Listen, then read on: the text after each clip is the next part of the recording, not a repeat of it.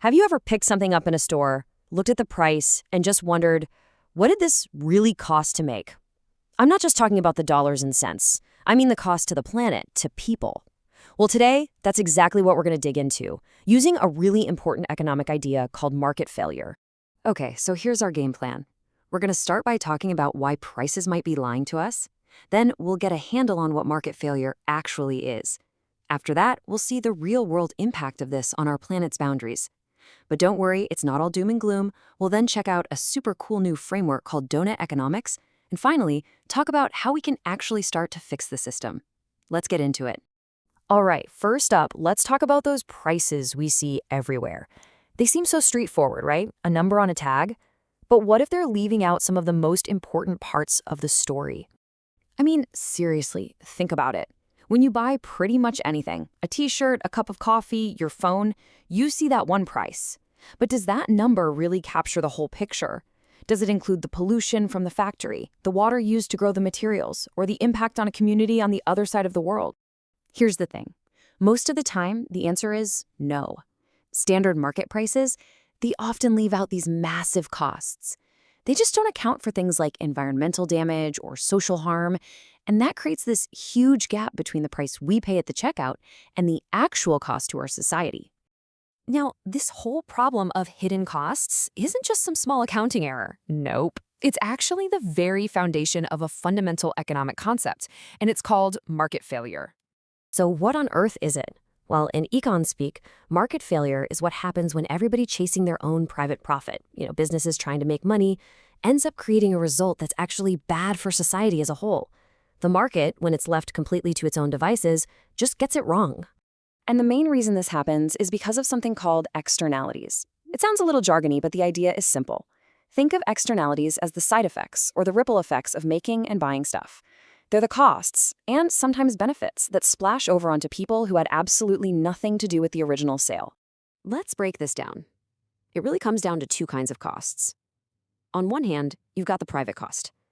That's what a factory pays for directly on its books. Wages, raw materials, electricity. But then there's the social cost. So if that same factory dumps waste and pollutes a river, well, the cost of that damage isn't on their spreadsheet. It's paid by all of us, by society, through things like bad health outcomes and a damaged ecosystem. That gap between the two, that is the externality. So what happens when we ignore these hidden costs consistently? Not just with one factory, but across our entire global economy, day after day. Well, the consequences are staggering. It's so important to remember that our economy doesn't exist in some magical bubble. It is completely and totally dependent on our planet for everything. Raw materials, the energy to power our lives, and even a place to put all of our waste. And when our market prices pretend that these natural systems are free and limitless, it directly fuels these enormous systemic risks. We're talking about the biggest challenges humanity faces. Climate change, the heartbreaking loss of species, running out of fresh water. These aren't accidents. They are, in many ways, the direct results of market failure on a global scale. And these aren't just abstract threats floating around in the atmosphere. They have very real, very severe impacts that hit different places in different ways. In fast-growing parts of the world, like in the Middle East and Asia, these market failures are showing up as critical water shortages, truly dangerous air pollution, and urban sprawl that's just not sustainable.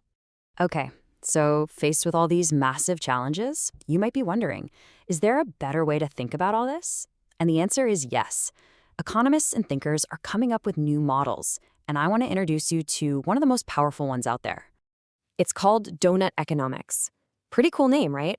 It was developed by an economist named Kate Raworth, and it gives us a radically different vision for what a healthy, thriving economy should actually look like in the 21st century. The whole model is built on two very simple but very powerful boundaries. On the inside of the donut, you've got the social foundation. These are the absolute essentials everyone needs for a good life. Things like clean water, food, healthcare, education. The goal is that no one on Earth falls short of this foundation.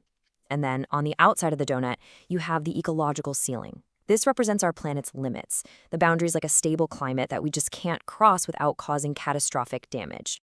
And that's where you see the goal, literally, to build an economy that operates in that green zone in the middle, the dough of the donut.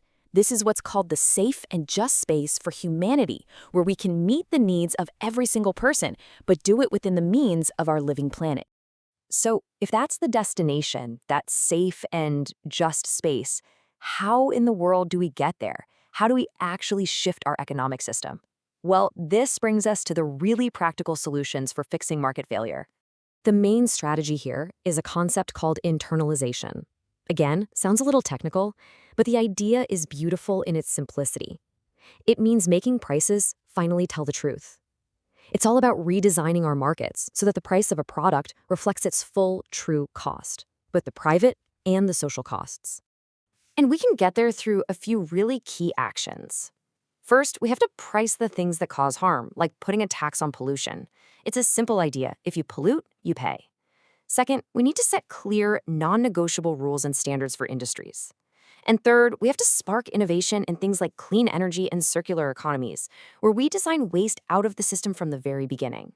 And here are some of the actual tools we can use to do this.